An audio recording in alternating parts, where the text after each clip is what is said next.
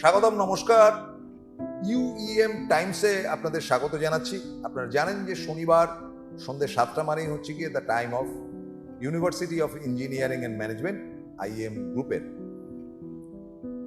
আমার খুব জানতে ইচ্ছা করে যে ছাত্রছাত্রীদেরকে তৈরি করার ব্যাপারটা, মানে তিনি যদি হোটেল ম্যানেজমেন্টেরও স্টুডেন্ট হন, তিনি যদি ব্যাচেলর অফ বিজনেস অ্যাডমিনিস্ট্রেশনও স্টুডেন্ট হন, ইঞ্জিনিয়ারিং তো রয়েছেই বৃহৎভাবে, তাহলে ব্যাপারটা আমরা বলবো যে হ্যাঁ আমার কলেজে ভর্তি হও বা আমার কলেজে তুমি পড়ছো, তোমার ভবিষ্যৎ আমরা গড়ে দেবো। এই যুক্তিটা কিন্তু খুব কমন হবে, প্রত্যেক কলেজেই বলবে যে হ্যাঁ আমরা তো পারি, আর বলার কি আছে, তা না ছাত্র পড়ছে কেন। বিষয়টা এত সোজা না। বিষয়টা হচ্ছে কি অনেকটা আন্তরিকতার ব্যাপার থাকে। একজন শিক্ষক তখনই শিক্ষক যখন তিনি তার শিক্ষার সঙ্গে সঙ্গে ছাত্রছাত্রীদের লেভেলে নেমে গিয়ে, মানে একটা 18 বছরের ছেলে বা মেয়ের বয়সে নেমে গিয়ে তার মানসিকতাটাকে বুঝে তাকে শিক্ষাদান করে। এবং সেটা করতে গেলে কিন্তু খুব ইজি মিশতে হবে। আমি একটা এসি ঘরে বসে থাকবো কলেজের প্রিন্সিপাল অথবা ভাইস চ্যান্সেলর হিসেবে ইউনিভার্সিটি, ছাত্র আমার দেখাই পাবে না। রাজনীতির ক্ষেত্রে তো রাজনীতি দলই উঠে যায়, দেখা পায় না, কিন্তু কলেজের ক্ষেত্রে তো বলার কিছু। You are having an institution যাদের এই ব্যাপার আছে। এখানে ইউইএম এর ক্ষেত্রে আমি বলতে রাজি আছি যে ইউইএম কিন্তু কি বলা যায়, মানে ছাত্র ছাত্রীদের বন্ধু, ছাত্র বন্ধু বলা যেতে পারে। তাদের জন্য দোর খোলা থাকে। গল্পটা সরাসরি শুনবো জয়পুর ইউইএম এর ভাইস চ্যান্সেলর প্রফেসর ডক্টর বিশ্বজয় চ্যাটার্জির কাছে। নমস্কার। প্রশ্ন তো দিয়েই দিয়েছি, কি মনে করেন? না দেখুন, এটা তো সত্যি কথা যে আমরা আজকে এমন একটা যুগের ওপর দিয়ে যাচ্ছি যেখানে আপনি ভালো বলুন বা খারাপ বলুন, শিক্ষককে বেত হাতে নিয়ে শিক্ষক হিসেবে আমরা ভাবতে পারি না, বা নতুন জেনারেশন তো ভাবতে পারে না, বাবা মাও ভাবতে পারে না। দেখুন, এটা এর মধ্যে আবার সেই মানে লজিকের মধ্যে আমি যাচ্ছি না, কিন্তু অনেকেই বলবেন যে হ্যাঁ যখন ওই বেতটা হাতে ছিল শিক্ষকের তখন ভালো ছিল। আপনি সোশ্যাল মিডিয়াতে অনেক পোস্ট দেখবেন যে শিক্ষকের হাতে আবার বেতটা ফিরিয়ে দিন, সব ঠিক হয়ে যাবে। হ্যাঁ, এতে এরকম কথা উঠছে, কিন্তু দেখুন আমি না সেই লজিকের মধ্যে যাচ্ছি না।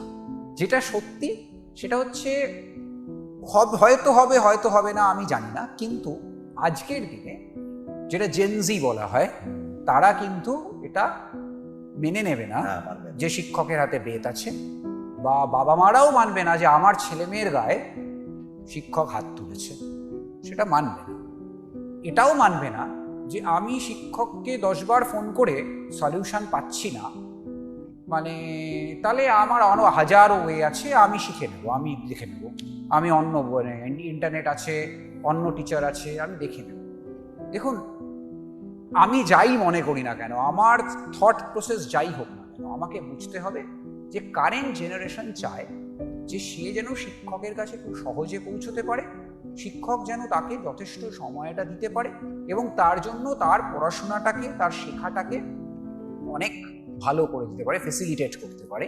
এইটা কিন্তু একটা ছাত্র চায় না। মানে একজন শিক্ষক কি সেটা প্রথম থেকেই বুঝতে পারে, নাকি এটা একটা কমন ব্যাপার বলবে? মানে ধরুন রামশ্যাম যদুমধু 4 জন রয়েছে, 4 জন ইঞ্জিনিয়ারিং চান্স পেয়েছে, মানে তারা ভালো স্টুডেন্ট। এবার আপনি যেটা বলছেন যে রামশ্যাম যদুমধু 4 জনই চাইছে যে শিক্ষক আমার প্রতি একটু আগ্রহী হোক, মানে এডুকেশনের দিকে বলছে। সেটা শিক্ষক কি বোঝে যে আমি এদের ব্যাপারটা, মানে ধরুন আপনি বসে আছেন, কোন একজন ছাত্র আপনার সঙ্গে দেখা করেছে, খুব এমার্জেন্সি হয়তো কিছু না, তবুও আপনার মনে হলো, কি মনে হলো? আমি সেটাই সেই কথাটাতেই আসছিলাম। দেখুন, আমি প্রথমে একটু নিজের দিক দিয়ে আগে বলি, বা আমাদের ইউনিভার্সিটির দিক দিয়ে আগে একটু বলি যে আমরা যেটা চেষ্টা করি যে ছাত্রকে তার কাজে ফেসিলিটেট করতে। আবার তার মানে কিন্তু এই নয় যে ছাত্র যদি বলে যে আমি মানে এটা করব সেটা করবো, যেটা আমি দেখতে পাচ্ছি তার ক্ষতি হবে, সেটাও তাকে অ্যালাউ করে দেবো, তা নয়। আমরা তাকে বোঝাই যে কোনটা তোমার জন্য ভালো, কোনটা তোমার জন্য খারাপ। ফর এক্সাম্পল আমি বলছি, একটা স্টুডেন্ট সে তার স্কলারশিপের জন্য অ্যাপ্লাই করবে, তার একটা ছোট্ট কোনো কারণে আটকাচ্ছে। কারণটা কি?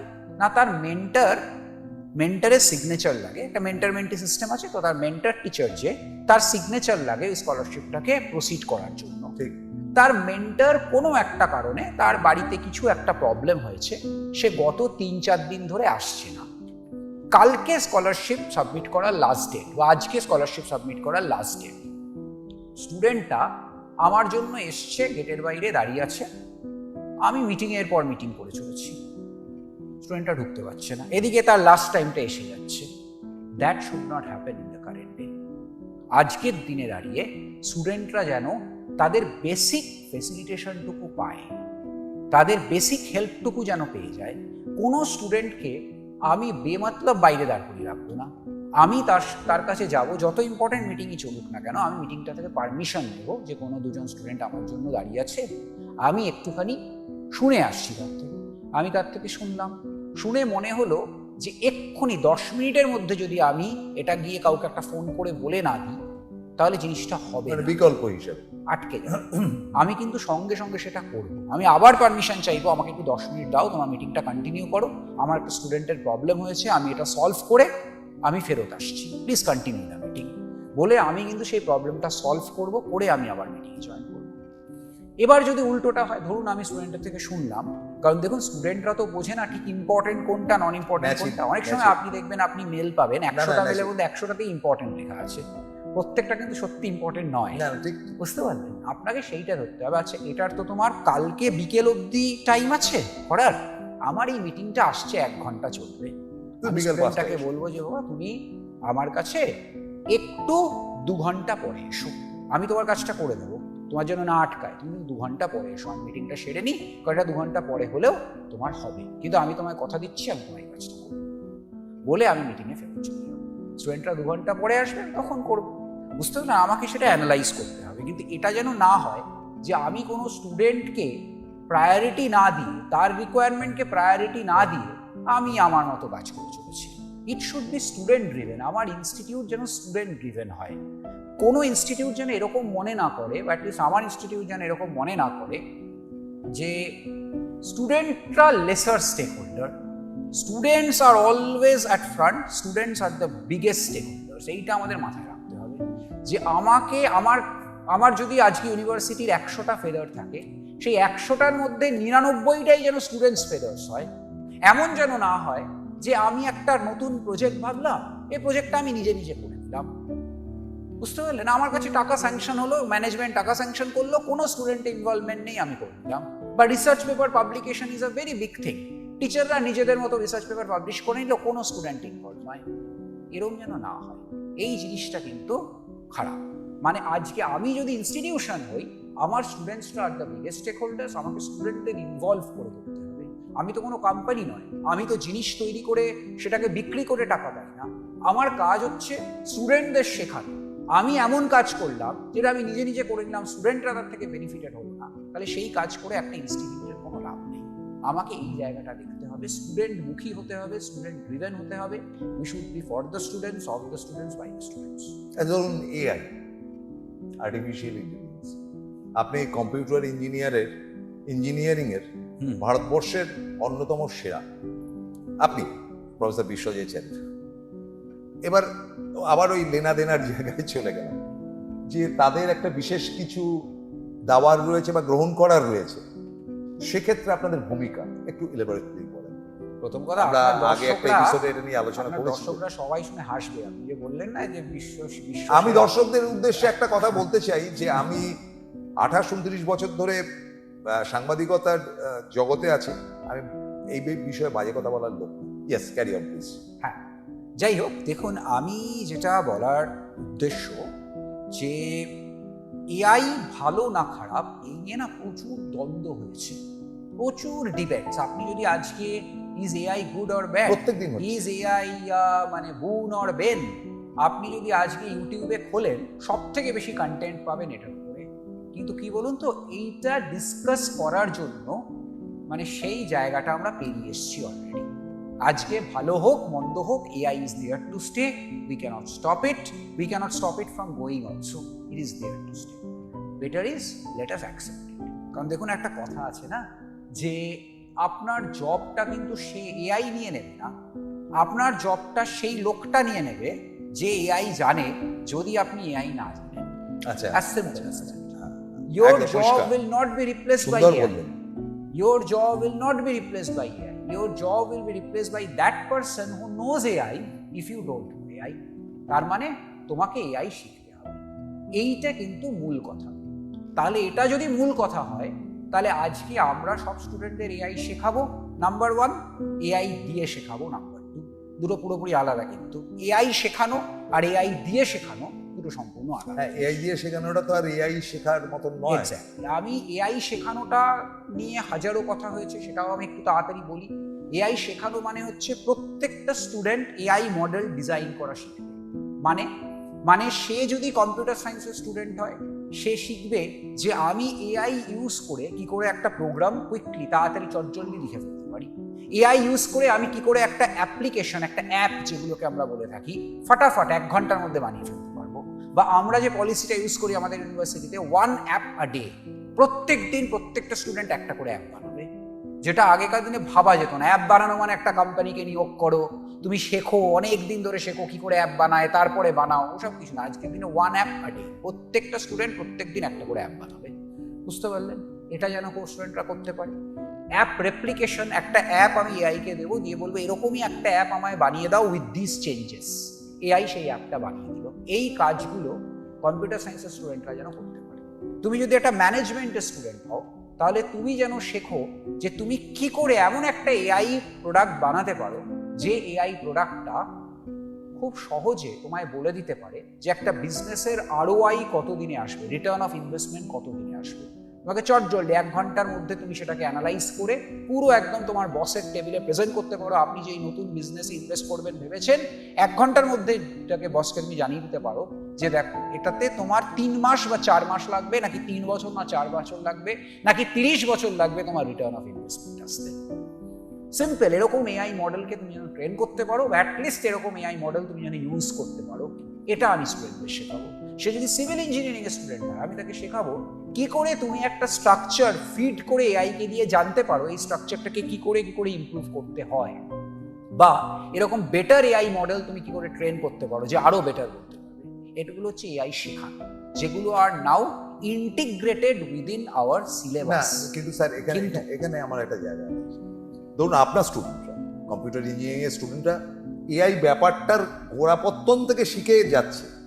দিস ইজ এআই, আমাকে এইভাবে টুক টুক টুক টুক করে মেশিন লার্নিং একটার পর একটা স্টেপ করতে পারে। কিন্তু ধরুন একটা হোটেল ম্যানেজমেন্ট বা হসপিটালিটি ম্যানেজমেন্ট, সে তো হয়তো আর্টসের স্টুডেন্ট, তার তো সেটা শেখার কথা নয়। সে শুধু ফাইনাল ব্যাপারটাকে দেখবে।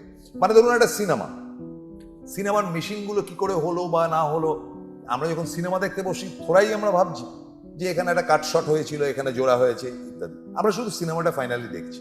আমি জানি যে এটার পরে এই দৃশ্যটা আসবে যদি আমি তার producer or so called makeup man হয়ে থাকি। কিন্তু যে ক্যামেরা চালাচ্ছে বা যে টেকনিশিয়ান সেটা এডিট করছে, সে টোটাল ব্যাপারটা জানে। সেটা তো আর নায়ক নায়িকাকে শেখাতে যাবে না। সে বলবে আর শট নিয়ে যে হয়েছে, আচ্ছা ঠিক আছে পরের শট। বা আমরা যারা দেখতে যাচ্ছি আমাদের কিচ্ছু দরকার নেই, ভাই সিনেমাটা শুরু করি।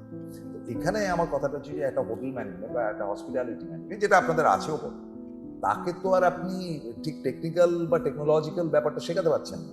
সেক্ষেত্রে তারা কি করে হেল্প করে? আমি তো শেখাবো না, ওকে, আমি চেষ্টাই করবো না সেটা শেখানোর। আমি একটা হোটেল ম্যানেজমেন্টের স্টুডেন্টকে শেখাতেই যাব না যে তুমি কি করে এআই দিয়ে একটা রোবট তৈরি করবে যে একটা লোককে ঘরে চা পৌঁছে দিয়ে আসবে। এটা তো আমি একটা হোটেল ম্যানেজমেন্টের স্টুডেন্টকে শেখাবো না, সেটা আমি আমার ইঞ্জিনিয়ারিং স্টুডেন্টকে শেখাবো যে তুমি কি করে একটা রোবট বানাবে যে হোটেলের ঘরে চা পৌঁছে দিয়ে আসতে পারে। আমি হোটেল ম্যানেজমেন্টের স্টুডেন্টকে শেখাবো যে কি করে তুমি এই রোবটটাকে বেটার ইনস্ট্রাকশন দিতে পারো। আচ্ছা, কি টাইপের ইনস্ট্রাকশন দিলে এই রোবটটা দিন দিন বেটার কাজ করতে পারবে, আমি সেটা শেখাবো। As simple as that. আমি তো বললাম আপনাকে ওইটাই কথা। ধরুন ফর এক্সাম্পল, আমি একজন লয়ের স্টুডেন্টকে শেখাবো না যে তুমি কি করে একটা লিগাল সফটওয়্যার বানাবে। আমি তাকে শেখাবো একটা লিগাল সফটওয়্যার ইউজ করে তুমি কি করে তাড়াতাড়ি তোমার লিগাল রিকোয়ারমেন্টসগুলোতে পৌঁছবে, আমি সেটা শেখাবো। Those things are integrated within our syllabus. বুঝতে পারলাম। হ্যাঁ। এছাড়া হ্যাঁ বলুন আপনি। হ্যাঁ মানে মানে মানে এটা আমি আপনাদের হসপিটালিটি অ্যান্ড হোটেল ম্যানেজমেন্টের যে কোর্স করা হয় সেখানে গিয়েছি। হুম। তো ওরাও এআই এর কথা অনেক বললেন বলেই প্রশ্নটা করলাম আর কি, যে এখন তো এআই অনেক অ্যাডভান্স হয়ে গেছে হোটেলের ক্ষেত্রেও বটে। তো আমার একটা ন্যাচারালি কিউরিয়াসিটি ছিল যে কি ব্যাপার, এরাও কি সব জেনে যাচ্ছে, মানে এরাও সিস্টেম জেনে যাচ্ছে না। তাহলে আমি কোথায় বসে আছি ভাই? না না আমরাও এআই ইউজ করছি, অ্যাবসলিউটলি। আমরাও এআই ইউজ করছি, কিন্তু জানি না কি করে করি, মানে কোথা থেকে আসছে সোর্সটা জানি। বা আপনি এআই ইউজ করে কি করছেন? আপনি এআই ইউজ করে একটা লেখাকে বেটার করছেন, আপনি এআই ইউজ করে একটা ছবিকে বেটার করছেন, একটা ভিডিওকে বেটার করছেন। এগুলো আপনার রিকোয়ারমেন্ট মিডিয়া ইন্ডাস্ট্রিতে। সেই একই রকম ভাবে হোটেল ম্যানেজমেন্ট ইন্ডাস্ট্রিতে কি রিকোয়ারমেন্ট? একটা এআই ইউজ করে কোনো একটা আইডিয়া, কুকিং আইডিয়াকে আমি কি করে আরো বেটার করতে পারি, বা আমার একটা রোবট আছে, সেই রোবটটাকে আমি কি করে বেটার ইউজ করি আমার বিভিন্ন হোটেলের রুমকে ক্লিন আপ করতে। এইটা হচ্ছে হোটেল ম্যানেজমেন্টের রিকোয়ারমেন্ট, তারা সেটা শেখাচ্ছে, ওইটুকু।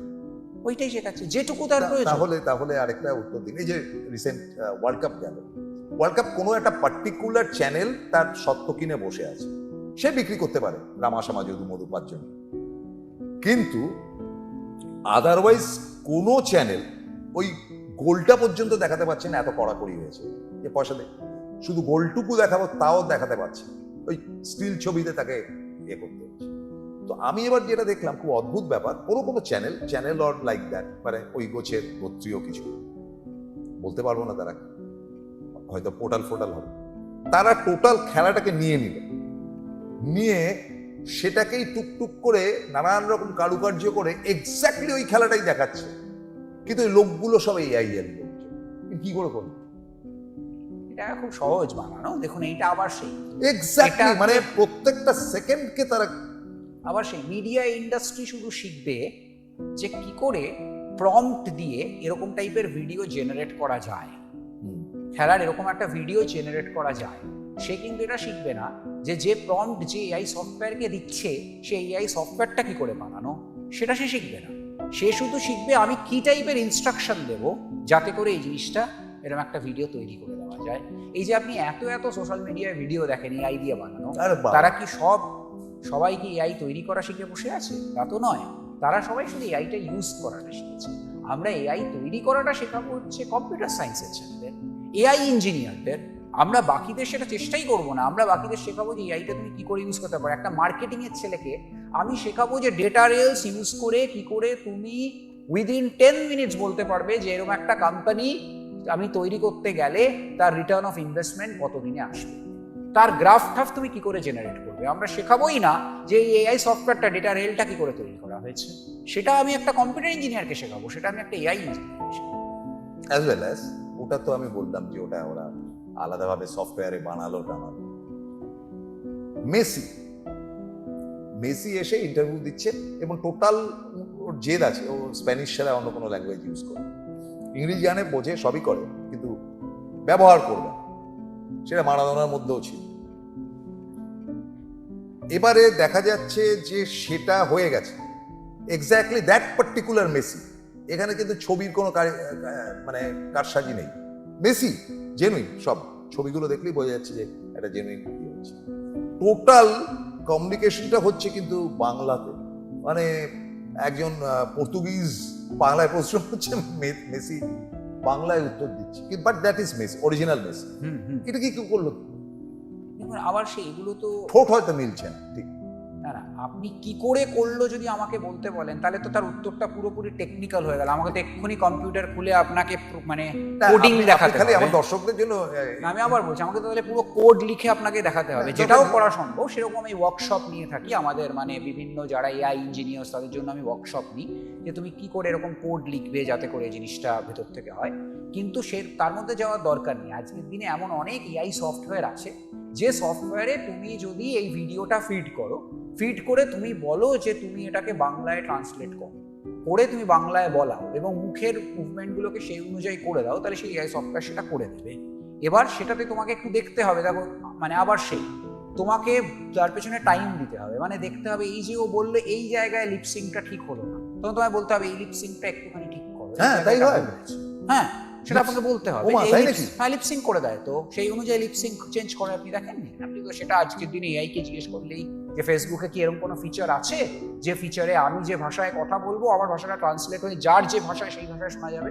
আপনি দেখবেন আপনি সঙ্গে সঙ্গে আনসার পাবেন যে হ্যাঁ এই ফিচারটা আছে, কিন্তু সবার প্রোফাইলে রোল হয়নি, কিছু কিছু প্রোফাইলে এটা এখন ইন্টিগ্রেটেড হয়েছে, সবার প্রোফাইলে আসতে আরেকটু টাইম লাগবে, এখন এটা টেস্টিং ফেজে আছে। কিন্তু এই জিনিসগুলো কিন্তু খুব দেখুন আজকের দিনে আপনি যা বলবেন সব আছে, আপনি এমন কিছু চিন্তাই করতে পারেন না যেটা নেই, এভরিথিং সব আছে, সব আছে। Hello friends, I will be talking today about the Google search engine. What makes Google search engine the best search engine in the world? Well, it all started around 1997 when two PhD students, Sergey Brin and Larry Page, wanted to improve the quality of search engines. They wanted to improve the quality of search results, and they came up with a very, very simple algorithm called the PageRank algorithm. Now, what is the PageRank algorithm which Google used and still uses? The PageRank algorithm ranks a page by the number of links to the page. It is called backlinks. For example, if you have a page and 100 other websites link to your page, so you would have 100 backlinks. If there is some other page would have maybe 120 backlinks to that page, so that would be ranked before your page. So in this way, the Google search engine ranks pages by the PageRank algorithm. That was the original PageRank algorithm and it's still used. However, with time, Google has improved the PageRank algorithm to add weighted, weights, like the number of backlinks is given one high weight. There are other factors like, the age of the link, the number of, keywords that are, relevant, the mobile friendliness of the page, then, how quick the page loads, then how relevant the page is. So there are 100 other parameters, but the original one, the PageRank algorithm, the backlinks, still matters the most. Now, with such a simple algorithm, Google is hundreds of $billion worth company. It's going to be $1 trillion company. Now, why is it relevant? It is very relevant because when you float a web page and you want to bring it in the page 1 of the results, you need to have more and more backlinks. So how does companies do it, or how as a blog owner, how are you going to do it? Well, you need to write many other blogs that link back to your company page or your page. The other way to do it is to comment on others, news sites, other blogs, and to link back to your page. So the more and more you do, and that is exactly what SEO is, search engine optimization, SEO. So SEO professionals, they do just that. They write lots and lots of blogs, they write lots of comments in other blogs, other news sites, and they link back to their company page. And that is how they improve the page ranking, and slowly they try to bring it in the page 1 of the search results. Well, I hope it helped, and I hope you got some benefit out of this lecture. Thank you. Bye bye. See you next time. যাই হোক, আমি কি ওই প্রশ্নটায় আসবো যেটা আপনি আমায় করেছিলেন যে এআই শেখানো আর এআই দিয়ে শেখানো? এই পুরোটাই গেল এআই শেখানো। আমি ঘুরে গেছিলাম একটু। এবারে আসি এআই দিয়ে শেখানো, সেটা কিন্তু বাদ হয়ে গেল। এআই দিয়ে শেখানো হচ্ছে something called agentic campus. Agentic campus মানে কি? যেখানে এআই হেল্প করবে একটা স্টুডেন্টকে শিখতে। মানে হচ্ছে খুব সিম্পল, একটা বাচ্চা, একটা স্টুডেন্ট, সে বাসে উঠেছে, সে বাসে করে কলেজ যাচ্ছে, ঠিক আছে? সে হঠাৎ করে একটা নোটিফিকেশন পেল তার মোবাইলে যে আজকে কিন্তু তোমার ফিজিক্সের ক্লাস আছে, ফার্স্ট পিরিয়ডটা ফিজিক্সের, আমি তোমার রুটিন থেকে চেক করে দেখতে পাচ্ছি ফিজিক্সের ক্লাস আছে, গত সপ্তাহে ফিজিক্সের এই জিনিসগুলো পড়ানো হয়েছে তোমার ক্লাসে, আজকে এক্সপেক্টেড যে তুমি এই জিনিসটা জানবে, তুমি কি এরকম একটা স্টাডি মেটেরিয়াল চাও, তাহলে এই লিঙ্কে ক্লিক করো। স্টুডেন্ট সেই লিঙ্কে ক্লিক করলো, গত সপ্তাহে যা যা পড়ানো হয়েছে তার একটা ঝলক, তার একটা সামারি পুরো স্টুডেন্টটা পেয়ে গেল। মানে কি? মানে স্টুডেন্টরা কি সঙ্গে সঙ্গে গুগলেও সার্চ করতে পারতো না যে আমার গত সপ্তাহে এইটা পড়ানো হয়েছে, এটা টিচার পড়িয়েছে, এটা কি বলে জিনিসটা মানেটা একটু বলো, সে পারতো। কিন্তু এটাকে আমরা বলি যে driving the students to study. দেখুন, যে স্টুডেন্ট সিরিয়াস সে স্টুডেন্ট কিন্তু ওই কাজটা করে নেবে, কিন্তু this is for all, for everybody. এবার সে এটা ভালো না এটা খারাপ এটা অনেক পরের ব্যাপার, কিন্তু সঙ্গে সঙ্গে তার কাছে এলো যে তুমি একটু এই জিনিসটা এখন পড়ে যাও, কারণ গত সপ্তাহে এটা পড়ানো হয়েছিল এবং তুমি এই জিনিসটা গত সপ্তাহে একটুখানি ল্যাগিং ছিলে, এটা আজকে পড়ে যাও। একদম কি করে না, রুটিন ফিট করা আছে, তার সফটওয়্যারের মধ্যে রুটিনটা ফিট করা আছে। সব কলেজে there is system call CRP, ERP যেটাকে এডুকেশনের রেসপেক্টেবল রিসোর্স প্ল্যানিং, তার মধ্যে সব ফিট করা আছে যে এই তার রুটিন হবে, এই স্টুডেন্টের এটা রুটিন, তাতে লেকচার প্ল্যান কোন দিন কি লেকচার পড়ানো হবে ফিট করা আছে। টিচার প্রত্যেক দিন ক্লাসের বেসিসে তাকে কিছু একটা মার্কস দিয়েছে, তাই কোনটায় কত মার্কস তাকে দিয়েছে সেটা সে দেখতে পাচ্ছে। তার বেসিসে তার কাছে এটা এলো যে গত সপ্তাহে যখন এটা পড়ানো হয়েছিল তুমি একটু এটাতে এই জায়গাটা একটু কম পারফর্ম করেছিলে, তুমি আজকে এটা পড়ে যাও। এটাকে বলে এজেন্টিক ক্যাম্পাস। প্রত্যেকটা স্টুডেন্টের কাছে একটা করে এআই এজেন্ট আছে, এটা আজকের দিনে নতুন জিনিস। প্রত্যেকটা স্টুডেন্টের কাছে একটা করে এআই এজেন্ট আছে, যে এজেন্ট তাকে শিখতে সাহায্য করছে, তাকে পথটা দেখিয়ে দিচ্ছে, তুমি এটা পড়ে যাও। আমি ল্যাবে ঢুকবো, ল্যাবে ঢোকার আগে তোমার গত সপ্তাহে ল্যাবে এই জিনিসটা হয়েছিল, তোমার নেক্সট পিরিয়ডটা হচ্ছে এই ল্যাব, কেমিস্ট্রি ল্যাব। গত সপ্তাহে কেমিস্ট্রি ল্যাবে তোমাদের লিটমাস পেপার টেস্ট শেখানো হয়েছিল। লিটমাস পেপার টেস্টে তুমি যদি একটু এই এক্সপেরিমেন্টটা দেখে যাও, ক্লিক করলো, একটা পুরো ভিডিও চললো, যে ভিডিওটা দেখাচ্ছে যে লিটমাস পেপার টেস্ট কি করে কোনটার পর কি দিলে কি হবে। স্টুডেন্ট একটু শিখে ফাট করে ভিডিওটা 2 মিনিটের ভিডিওটা দেখে ল্যাবে ঢুকলো, বুঝতে পারেন, তাতেও কি হলো, ল্যাবে গিয়ে বেটার পারফর্ম করতে পারলো। একটা টিচার সে খাতা দেখছে, তাকে বলল যে এই স্টুডেন্টটা গত সপ্তাহে এই জায়গায় খারাপ করেছিল, তুমি এই স্টুডেন্টের এই কোয়েশ্চেনটা বেশি করে আগে চেক করো, সে সেই কোয়েশ্চেনটা চেক করলো। এইভাবে প্রত্যেকটা মানে স্টেক হোল্ডারের জন্য, টিচারের জন্য, স্টুডেন্টের জন্য তার মোবাইলে একটা করে এজেন্ট, এআই এজেন্ট, মানে প্রত্যেকজনের একজন করে পিএ আছে, পার্সোনাল অ্যাসিস্ট্যান্ট আছে। That is what agent is.